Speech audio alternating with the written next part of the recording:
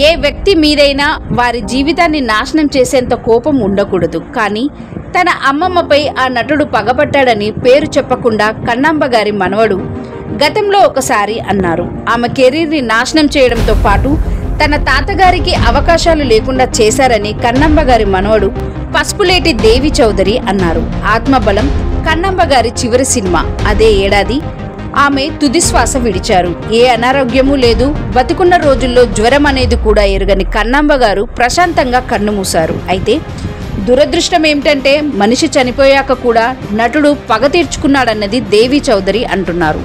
కన్నాంబ గారు భౌతిక కాయాన్ని కారణం చేశారు. అక్కడ సమాధి కట్టించాలన్నది కుటుంబ సభ్యుల ఆలోచన. అయితే ఈలోపే శవం మాయమైంది. శరీరం మీద ఉన్న నగల కోసమే దొంగలు మాయం చేశారని కొందరంటే, కాదు ఇది ఆ నటుడి పని అని మనవడు తెలిపాడు. ఏం జరిగిందో దేవుడికే తెలియాలి. ఆమె శవాన్ని ఎత్తుకెళ్లి నగలన్నీ తీసేసి శవాన్ని ఎక్కడ పారేశారన్న వార్తలు వెలుగులోకి వచ్చాయి. పోలీసులు కేసు నమోదు చేసి దర్యాప్తు చేసినప్పటికీ ఆ శవం ఏమైందో ఇప్పటికీ తెలియదు. ఇది ఆమె జీవితంలోని విషాద ఘట్టానికి తెలుగు సినిమా చరిత్రలో ఓ విషాద కథగా నిలిచిపోయింది.